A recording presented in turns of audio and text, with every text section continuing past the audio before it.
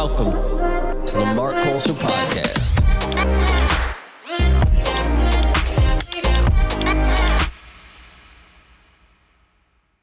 But dude, first off, appreciate you coming on. This has been a long day for you, huh? I am exhausted.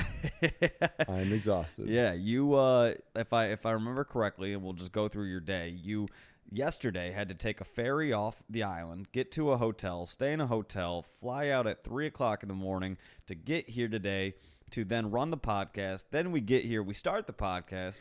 We realize, you know what, you probably need some food in your system. We decide, you know what, let's go grab food. Then we had to head to IRL Alpha so that you could speak at IRL Alpha. And now we're back here at 9:30 at night, which is 12:30 where you're from, and we are running a podcast. That is a full day grind. And then tomorrow you got to wake up at like 6 a.m., fly back out. Yep. Ready for it. That is the life of a Web3 project. This is Web3. This is Web3. 100%. So this is a light day. Yeah. God, I don't want to know what a hard day is then. But all right, so for people who don't know who you are, can you give a 30-second intro to yourself? Yep. So I'm Burns. I am the co-founder of D3fenders, and we are a Web3 project that has created a solution to wallet trains.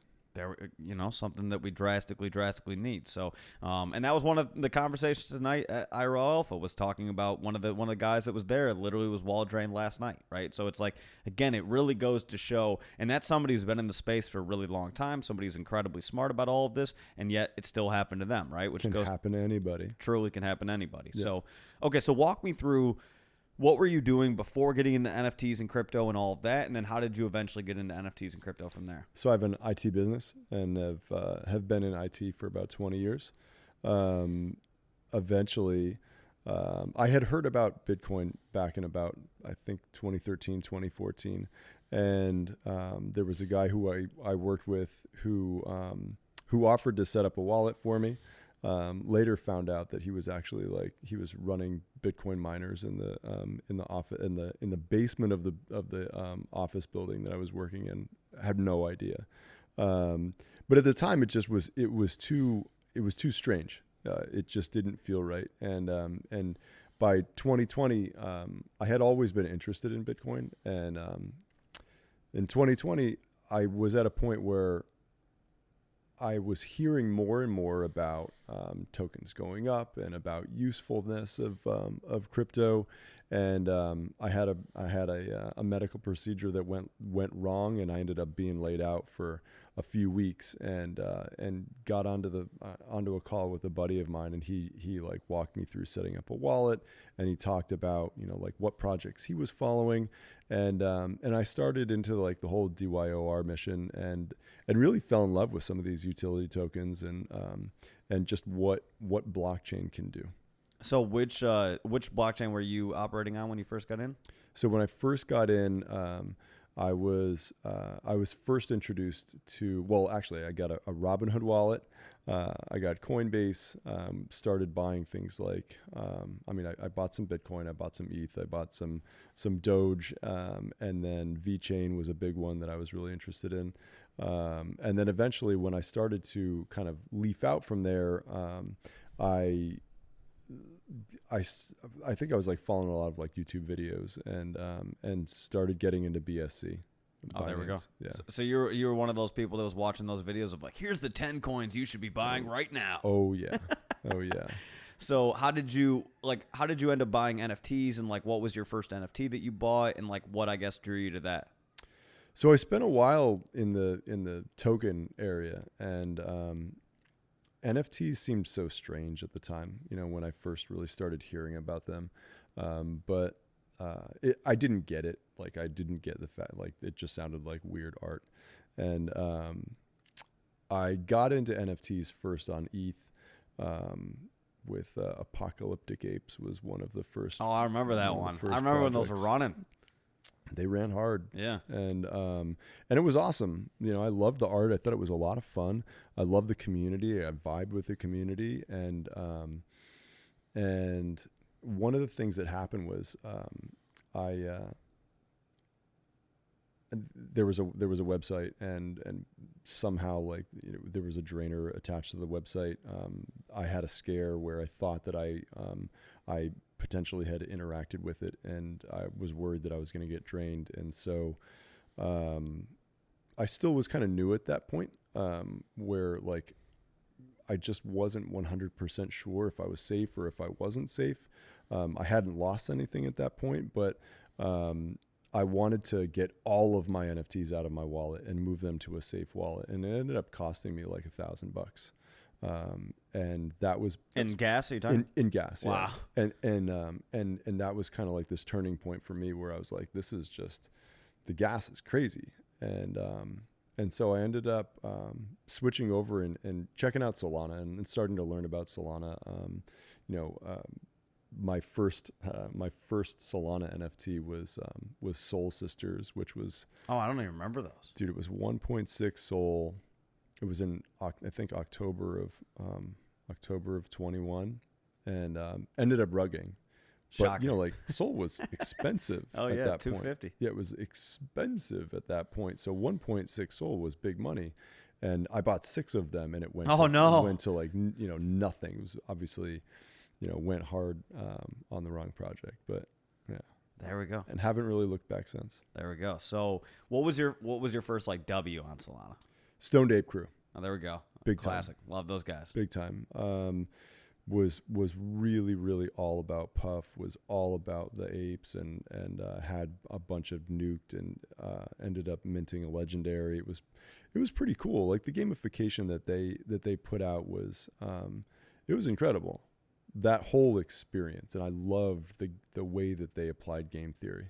100%. Yeah, no, they've done some really cool things. They were one of the first projects that came on my podcast, and it was like, yeah, it was just such a cool feeling. Like, they came and they had, like, merch for me and everything like that, and then they were so professional in the way that they conducted themselves. And then they had some, like, really cool events that they did in New York right after that. So I saw them there, and it was just they were like my first intro to a lot of the different projects in Solana, and just a great experience, and great guys, and always enjoy interacting with them still. 2 years later, however long it's been, almost 3 years. Yeah. So okay, so walk me through. What kind of, when do you begin to formulate the idea for Defenders, and, like, what happened between you get into Solana NFTs, you have your first kind of W with Stoned Ape Crew? When do you kind of decide, or what I guess makes you decide, okay, there's this problem in Solana that I'm trying to solve, or a problem in Web3 in general that I'm trying to solve? Where did that whole idea begin to formulate? So I was big into the Stoned Ape Crew community, loved it, and eventually ended up moving away from that community. OK Bears Mint happens. I get really dug into OKB community, eventually become a community mod. And during my time, I worked for them for a little over a year.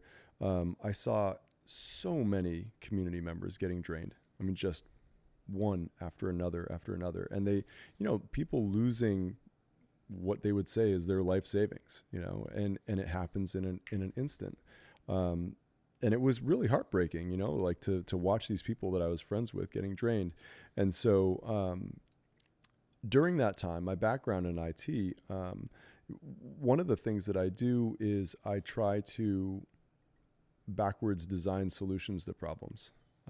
And so with drains, the problem with drains is that they are socially engineered to catch you during that FOMO moment, or they catch you while you're off guard.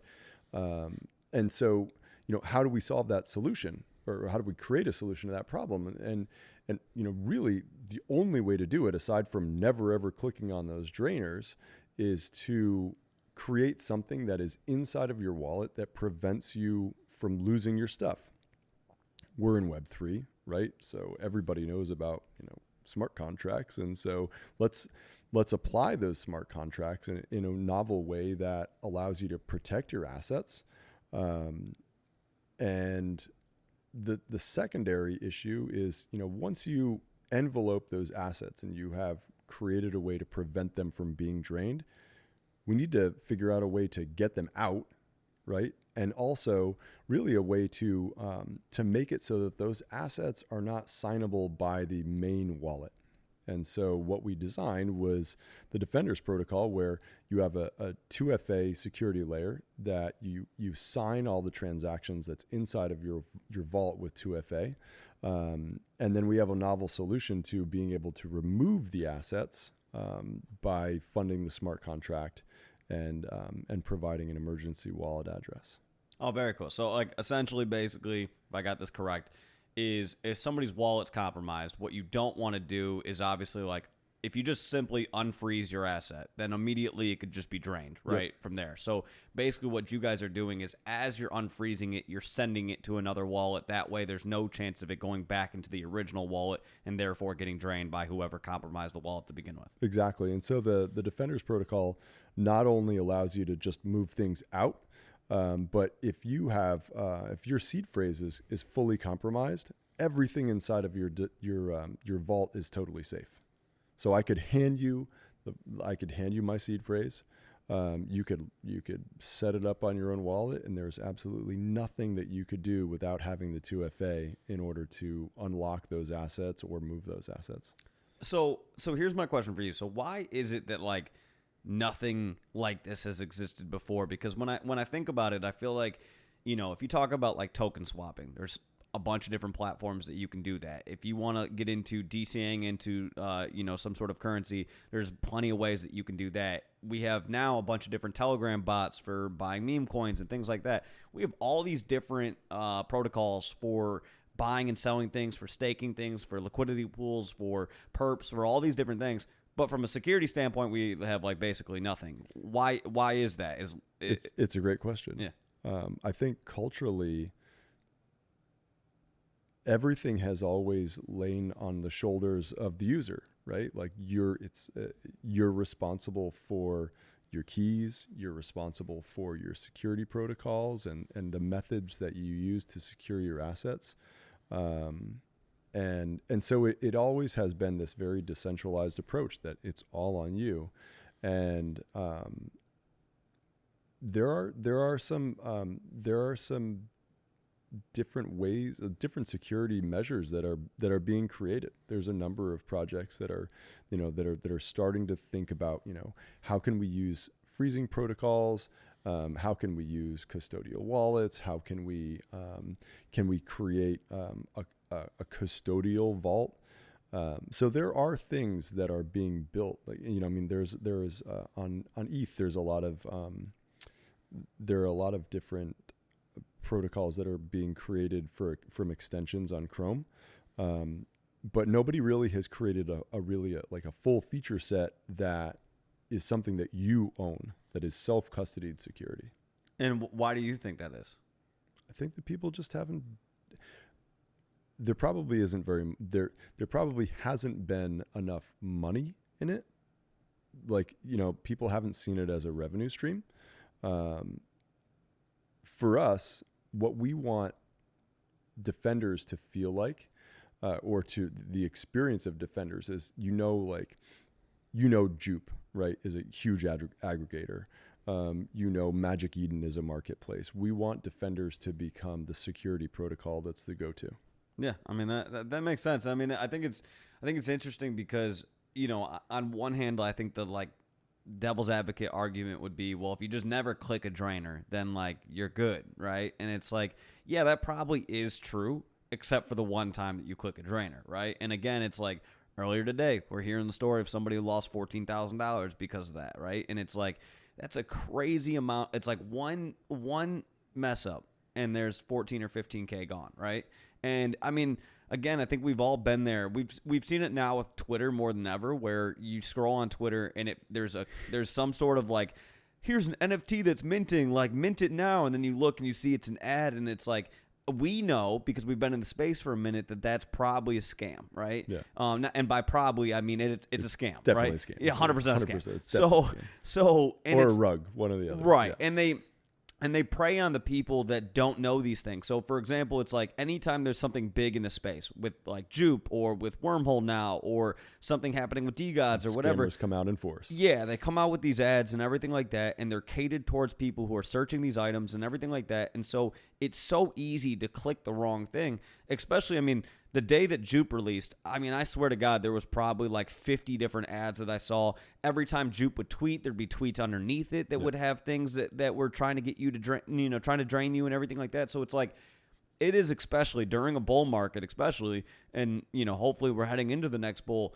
It is something where there are people every day trying to catch you up on something. And so, yeah, security in the grand scheme of things is not like the sexiest piece in the world. But like, I mean, again, that's something when I first started talking to you and I was like, I mean, yeah, this is for sure needed.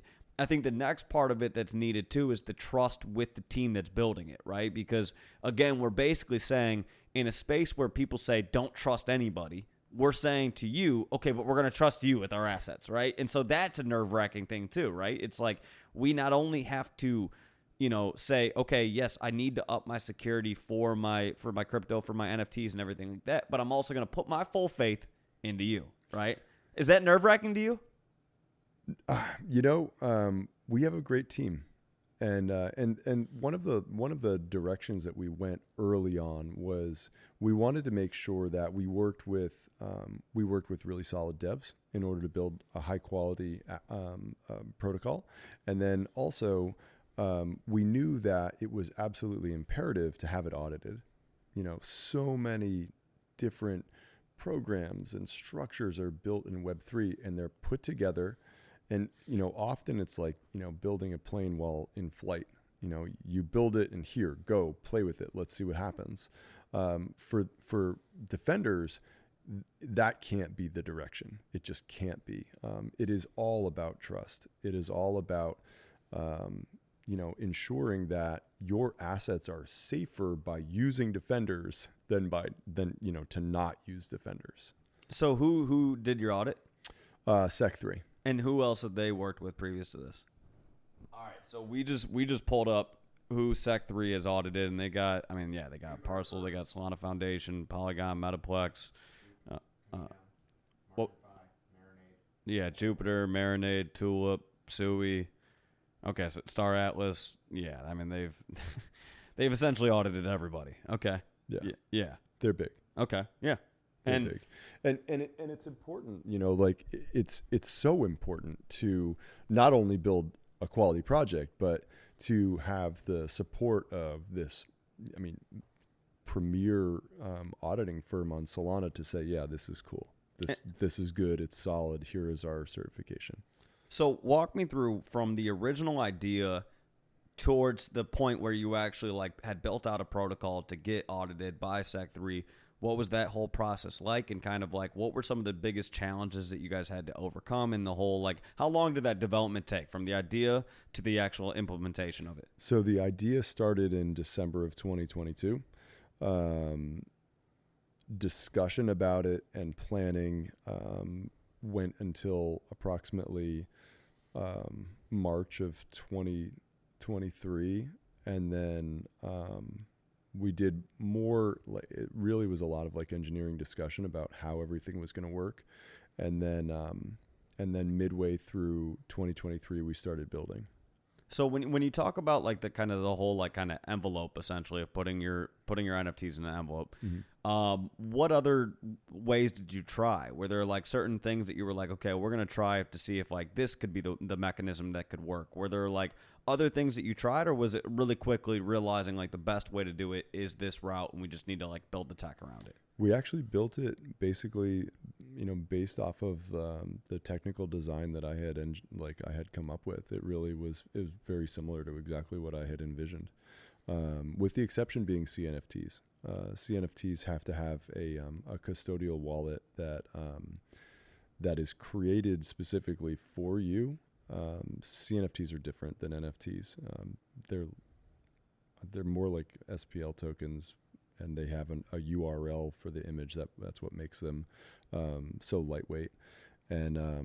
And because of that, you can't actually lock them up in the same way as an NFT. But what were some of the other big challenges that you guys had to overcome throughout the building process of this? They're really, honestly, the hardest thing for us in this whole process was that we bootstrapped everything on our own, and we decided we wanted to go to market with the NFT collection, with the Defenders collection. when we were in, I guess we started in September and we ended up minting in November, and it was a situation where we wanted to take it to market regardless of the market, and we could have waited another 3 months and minted at a time where people weren't complaining about the idea of a 0.65 SOL mint. We could have made a huge amount of money later on when the protocol was live, but what we wanted to do is we wanted to start building our community and get it out there regardless, because Solana needs it. So, yeah, I mean, and obviously that makes perfect sense. So I know that like one of the ideas that a lot of people have talked about in terms of like security is like a wallet having like a freeze function just built into it directly, right? So like, explain to me, because I'm kind of a noob with all of this, and like, to be honest, I just kind of go with whatever's the easiest, and the current easiest thing is to literally do nothing, which again I know is not the right solution. So walk me through like what does freeze functionality mean, and then why is that not like a perfect solution to the problem? So being able to freeze the asset, right, it basically means that you can't move it, right? It is stuck in that wallet. The issue that we solved for was in the case of a seed phrase compromise, where someone actually has your seed phrase, the freeze authority in invoking that and freezing, when you unfreeze the asset, it still is in that compromised wallet, and whoever has that seed phrase can still maliciously remove assets from it. Like, obviously that makes perfect sense. So walk me through when did you guys come up with the idea for Defenders, and like what was the purpose essentially of having an NFT collection versus just putting this out as like a standalone like protocol, a subscription based, yeah, something along those lines. We wanted to, so coming from OK Bears, right, and me personally, I love the communities in Web3. Like, I love them. I think that they're so different. They're unique. I've made incredible friends, and part of having a community is also the marketing engine, right? These are people who when they buy the NFT, they're interested in the tech, and then they share it, right? Like, so you have all of these, all of this proof that it works. People who are basically like cheerleaders for the project. So the reason we did Defenders was it's an unlimited access pass, right? And so if you own a Defender, you can use the tech as many times as you want. If you don't own a Defender, there's a nominal fee, and you pay the nominal fee. And so you pay that fee every time you're like freezing and unfreezing. Yeah. So the fee covers the whole wallet. So you can lock as many NFTs as you want. There we go. So, okay, so then, and essentially, again, if somebody has the NFT, then they have unlimited access to do whatever, freeze, unfreeze as many times as they want, all that. Okay.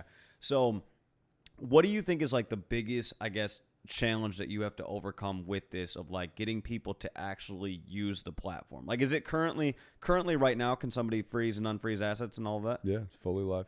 Okay, so what is like the, again, when I think of like different protocols on Solana, there's like each one of them has kind of gone, essentially it's word of mouth marketing a lot of times, right? Like, you're trying to get people to say, hey, I've used this protocol, it worked really awesome, like, this is what I use it for, yada, yada, yada, right? And that's how I ended up using Jupe. That's how I ended up using Radium. That's how I've ended up using all these different things that I've used on Solana, different marketplaces, all these kind of different things. So for you, like, what is kind of the strategy to get that sort of social proof for everything that you guys are doing with Defenders? So unfortunately, one of the biggest marketing pieces is going to be when somebody clicks on a drainer, right?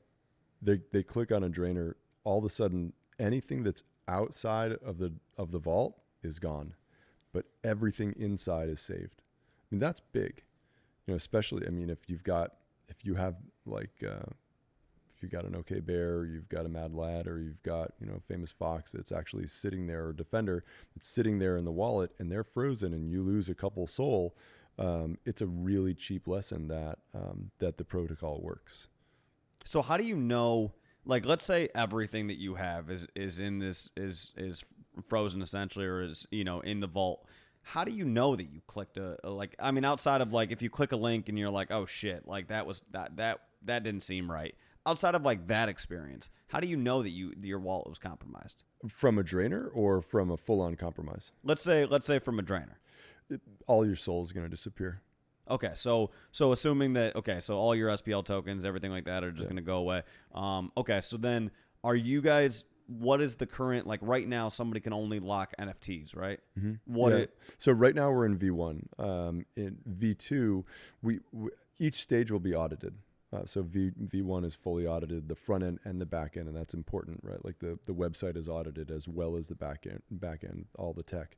V2 gives the user the ability to lock SPL tokens, also audited. And so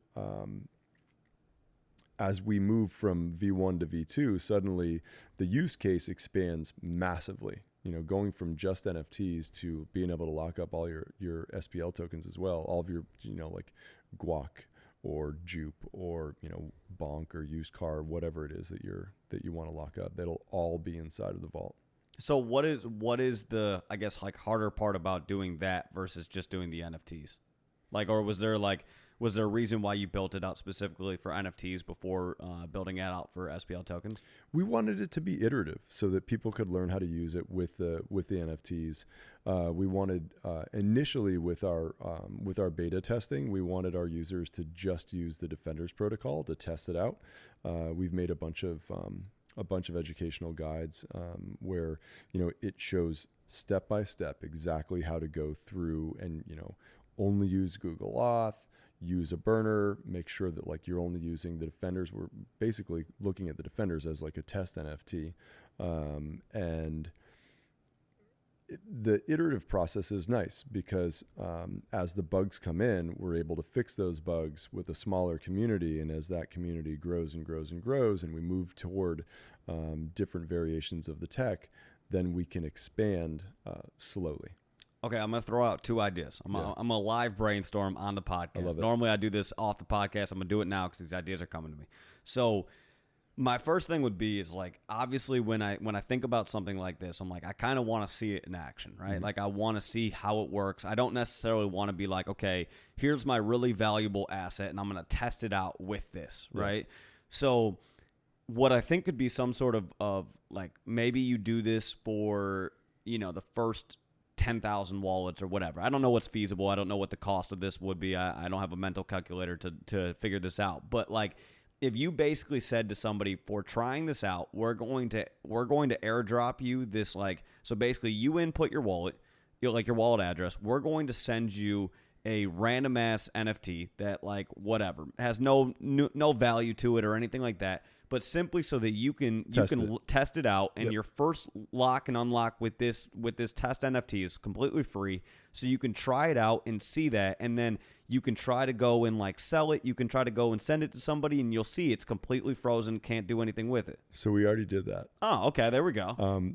The issue is, so we already did that with a kind of a gamified onboarding thing that we did with chips and actually bags. It was related to guacamole, and it was CNFTs. The problem is that CNFTs exploded, and now if you've ever looked at your wallet, you'll notice that there are potentially hundreds of CNFTs inside of your wallet. A shit ton of them, yeah. It is horrific. So we've actually turned CNFTs off. Okay. So basically, we have the tokens or the CNFTs, but they're off right now. We didn't expect the mass volume of CNFTs. Yeah, it's exploded over the last I don't even know, 6 months. Like, it's gone crazy. We had to turn it off because like when you load the protocol, it would sometimes be just hundreds of CNFTs. Like you couldn't even get to your regular NFTs because there's just so many. So we did actually have that as part of our onboarding process. Would there be a way to make it where you could have the CNFTs and your like PNFTs show up in separate columns, basically? So what we're actually going to do is we're going to have a toggle. Okay. So you can toggle the CNFTs on. If you have one that you actually want to vault, then you can toggle it on, vault it, and then toggle them back off. That's cool. So if somebody got something from like Drip or whatever, and you Exactly. want, okay, You actually like care about it, opposed to some of the other CNFTs that are just randomly appearing in your wallet. yeah, fair. Okay, so then what was my other idea? I had another idea, and I'm losing it. I'll think about that. But okay, so then my next question for you is like, walk me through the process right now of like, if somebody wants to, if you're sitting there listening to this and you're like, okay, I want to actually go and try this out. What is the process currently in terms of whether they have the NFT or if they don't have the NFT? Give kind of the different paths right now of like if somebody wants to try this out. So the best thing to do is join the server. We have a testing channel, and there are people there from all across the world that will help you out 24 hours a day. Secondarily, if you want to try it out, it's a nominal fee. You go to D3fenders, D3fenders.com. The link to the app is right there. I would highly suggest using a burner.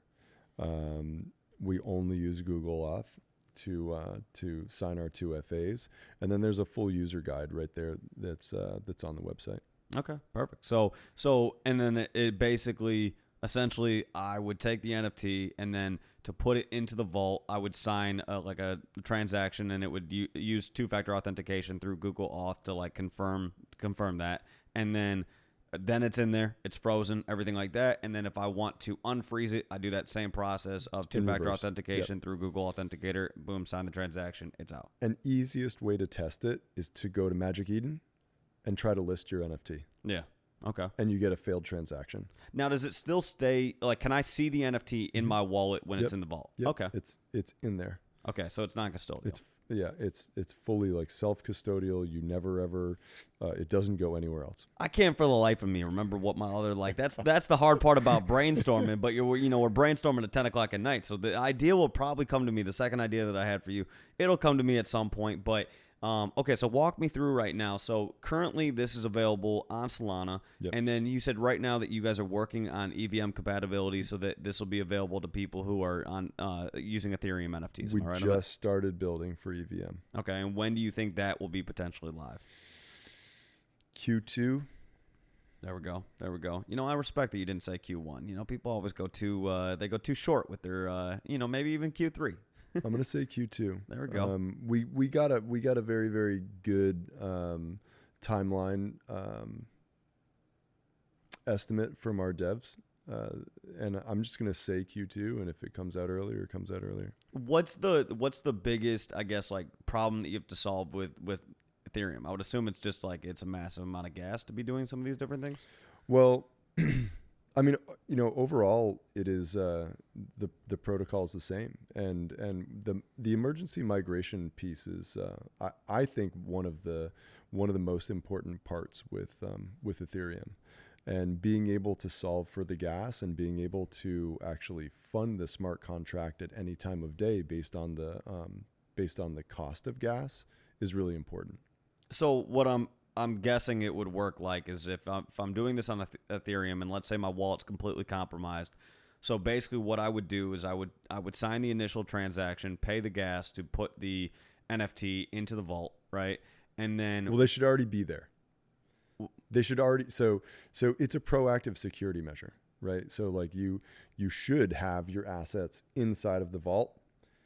Everything outside of the vault, that is, it's unsafe. Yeah, right? yeah, 100%. I'm saying from the beginning. So basically, if I take my NFT, I would do the initial transaction to put it into the vault. There's the initial gas fee there, and then basically, if my wallet is then compromised and I need to send it to a new wallet, I would assume like basically like a wallet address would pop up, and like that's the wallet that I would need to send the gas fee to basically send it to a new wallet. And you determine. Okay. So you may want to actually split up, say you've got 10 NFTs in your wallet, right? Or SPL, tokens as well. Yeah. You may want to send some to one wallet and some to another. You can do multiple transactions, and you can put in specific addresses for each thing that you move. Oh, that's very cool. That's very cool. And then the gas is automatically calculated based off of like current gas rates. There we go. So each of the assets. Is there been like, what kind of support have you guys gotten in terms of like from either, some of the big players in the space, from some of the big, any sort of like integration down the road with like Phantom or anything like that? Like, is there anything that you guys are doing to, or like with the Saga phone or anything like that? Like, what are you guys working on to make this process like that much more seamless? Overall, every chain needs protection, right? So we're looking at, how do we expand as much as possible? We've been in talks with Solana Foundation and Phantom and Polygon, and the idea is really to really just push as hard as we can and try to get it in front of as many people as we can, because the more people are actually using security protocols that are protecting them, the safer overall the network is. Is there any thought of like almost, I don't know, changing, because I feel like when I think about like the onboarding process, right, and I'm explaining to somebody, okay, you buy your crypto through like a centralized exchange, whatever, you then send it to a Phantom wallet, and then if you're buying and selling NFTs, okay, cool, go on Tensor, go do that. If you want to go DCA into this, or you want to swap into coins, do this, go to Bird Eye, go to Jupe, go do this, use BonkBot for this, yada, yada, yada. And then I'm like, okay, now if you just want to simply, like, if you buy an NFT and then you want to lock it, you want to use the Defenders, protocol and everything like that, here's how you go and do that. And then is there, I don't know, any sort of like wording issue that could make it easier? Like, instead of saying you have to pay gas, it's like you just pay a transaction. I don't know, like, or like a locking fee. I don't know. I'm always trying to think about that, because I think about the normie who comes in, who's way more likely to get their assets stolen and stuff like that. I'm like, how do you educate those people? Because obviously it's like the goal is for people to become that much more educated on how to avoid these things. But again, I think a lot of the terminology is confusing to somebody who's brand new to the space and everything like that. So how do you educate people? And is that one of the goals for your project, is to kind of help educate people how to be safer in this space? So two different ways to think about it.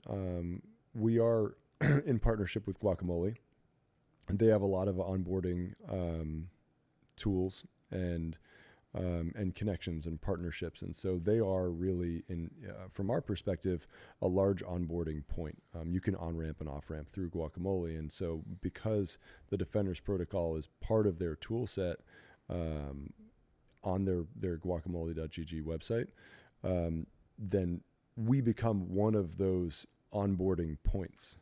So you go in, you learn about how to do swaps, you learn how to secure your assets, you learn how to potentially maybe even get into more complicated DeFi.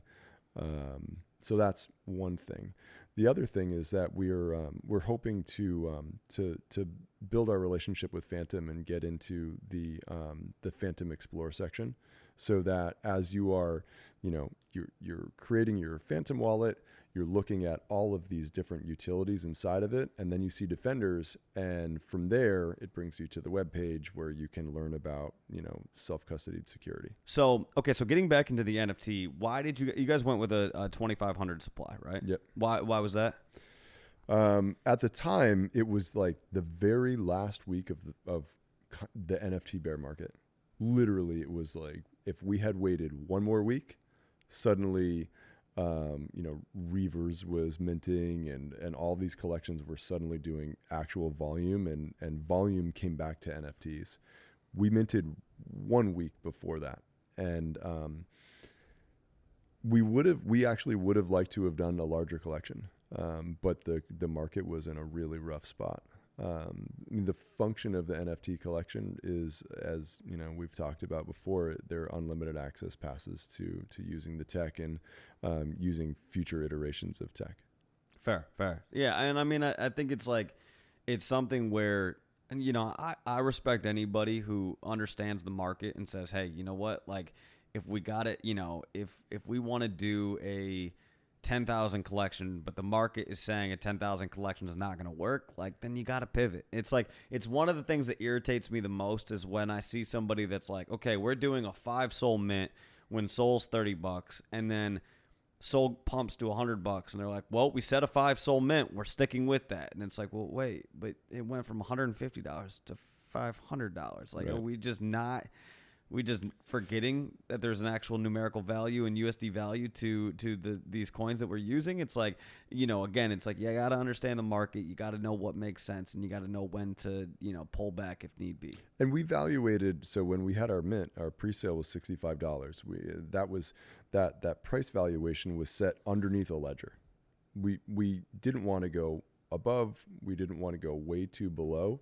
The function of an NFT collection has multiple points. One is marketing. You start to onboard your users and your community, and ideally they rally around art and they rally around the tech that you're building. So what is the you talk about marketing?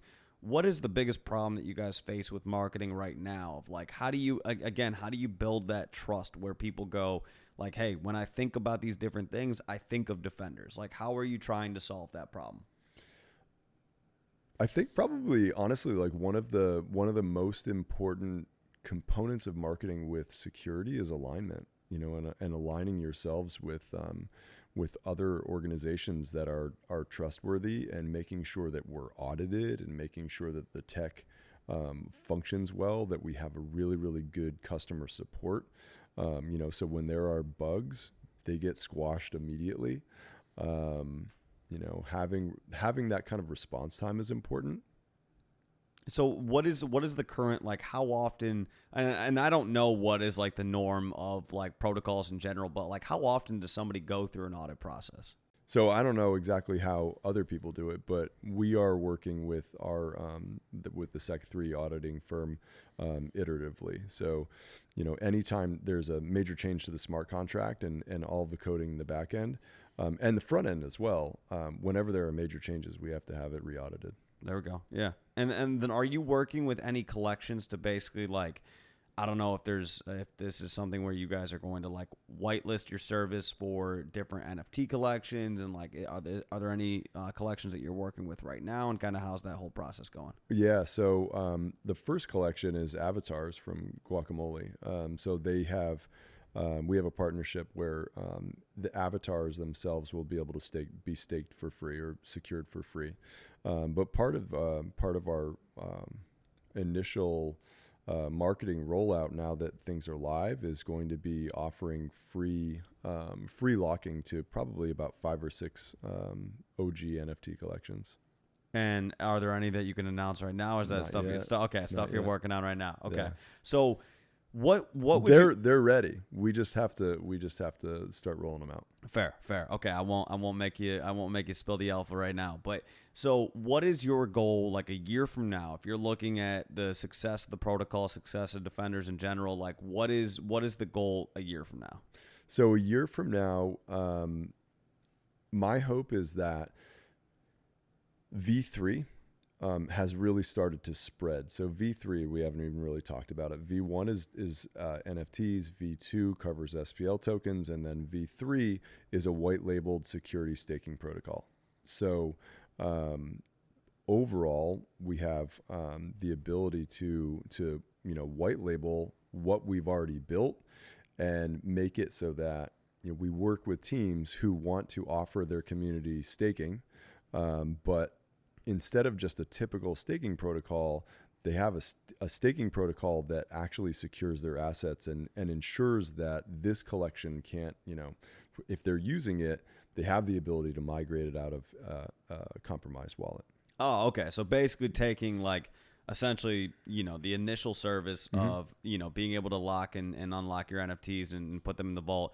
Now you're saying, okay, instead of necessarily saying to that team, hey, your community members have to come over to Defenders, use our service, you're basically saying in their own staking mechanism, they can have the tech that you guys have already built out, built into their system so that they can stake and have a point system and all the little bells and whistles that we're going to do.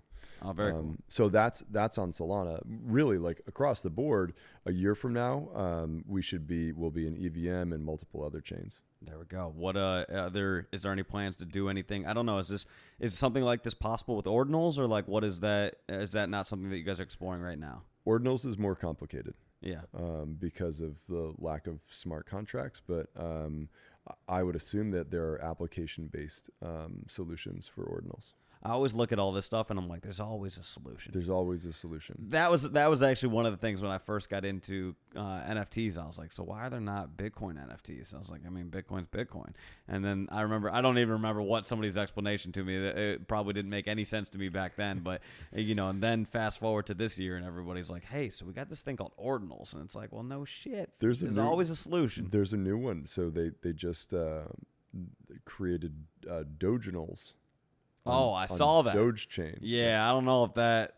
I'm good on that right now. I mean, and it's all part of that Bitcoin kind of like it's a fork of Litecoin, right? And Litecoin's a fork of Bitcoin. I got PTSD from Litecoin. Yeah, it's all similar, but yeah, I mean, could we do it on one of those chains? We probably could figure something out. Man, I swear to God, if Litecoin NFTs become a thing, I'm gonna lose my shit. That was one. I got PTSD from my Litecoin bags just going up and then just never doing that again. That is anytime anybody's been in crypto for a minute, you've got certain PTSD from certain coins. Litecoin's definitely one of them for me. If you're gonna invest in something like that, why would you do anything other than Bitcoin? Bitcoin, Bitcoin, Ethereum, Solana. Those are my three. Pretty much. So then what we'll do, we'll wrap up the podcast with this. Like, what are your biggest goals right now? Anything that you're working on? I know we've kind of talked about some of the different things that you have coming some of the different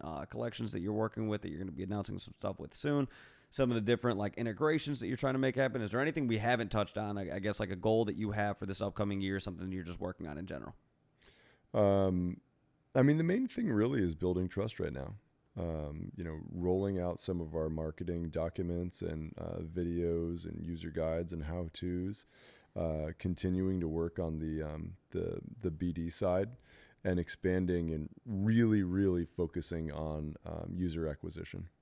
I'm gonna give you a challenge this year. I want to see you in spaces more often because you did a great job talking today on IRL Alpha, and I think it is one of those things where like I think inherently there's some people in the space who are like used to being on spaces and doing that on a regular basis and stuff like that. But I feel like it does, for the most part, build a lot of trust when people hear you talking on a regular basis and hear you talking about other things besides just security. And then they're like, oh shit, also he's doing this. Like, this is what defenders are up to. This is what the protocol is. This is how it works, everything like that. And so inherently, every time you talk in a space or, whatever, you build trust with different people, and then they're that much more likely to support what you're doing. So that would be my challenge to you is I want to hear you on spaces more. Challenge accepted. There we go. Because, again, you did a great job at IRL for today. Appreciate it. And, and again, the conversation was, I hate to say perfect timing because, again, it took somebody getting drained to say that. But, again, it's like that's why it's so important. It's like that's somebody who's been in the space for an incredibly long time. They got drained. They lose 14, 15K.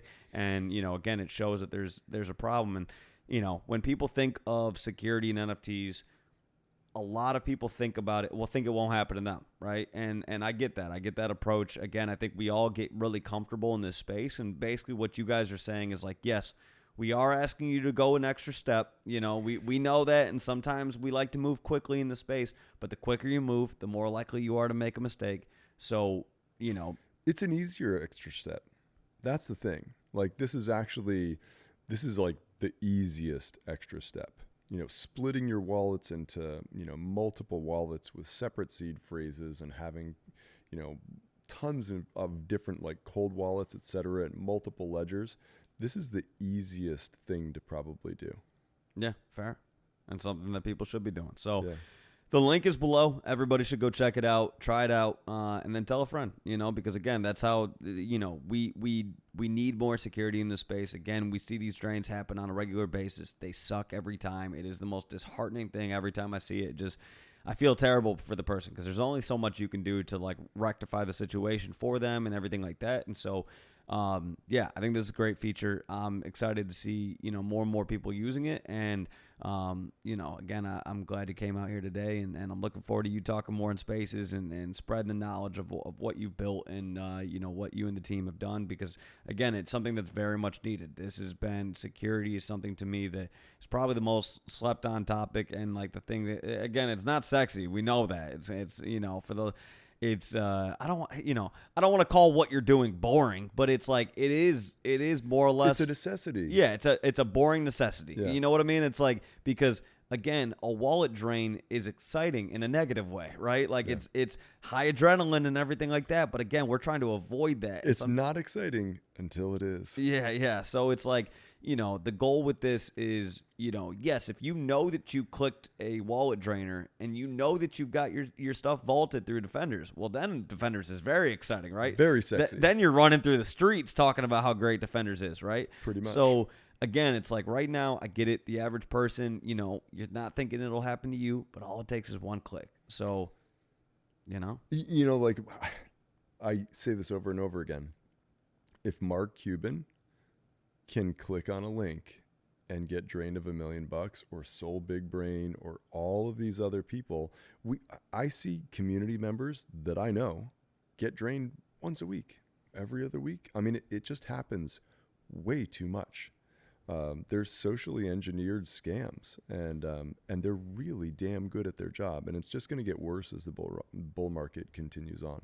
100%. So, well, hey, man, I'm looking forward to seeing the growth of Defenders and more people using the protocol, and then looking to see what other types of compatibility that you guys roll out, and the EVM compatibility down the road, and all the different things that you guys are doing, the whitelist staking for other projects and everything like that. But again, it's a service that's so badly needed in this space. So hats off to you guys again for everything that you're doing. And dude, glad you came out. Seriously, this was a trip. Yeah, it's a lot of fun. Next time you got to come out for more than 24 hours. Okay, we got to actually not even 24 hours. Yeah, like, man, that's a whirlwind. That is an absolute whirlwind. So I know you got to be exhausted right now. So we'll wrap it up from here. But where can people find you? Drop your socials. Mr. Burns_Soul is my social, and then D3fenders. There we go. And all those links, by the way, are always in the description. Always make sure you click the right links. Don't worry.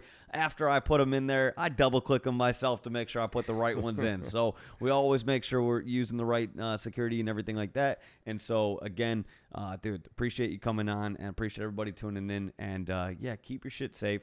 Wrap it up with the Defender. Lock it up. There we go. All right, everybody. Thank you for tuning in. We'll talk to you guys soon. Thanks, Mark. See you guys.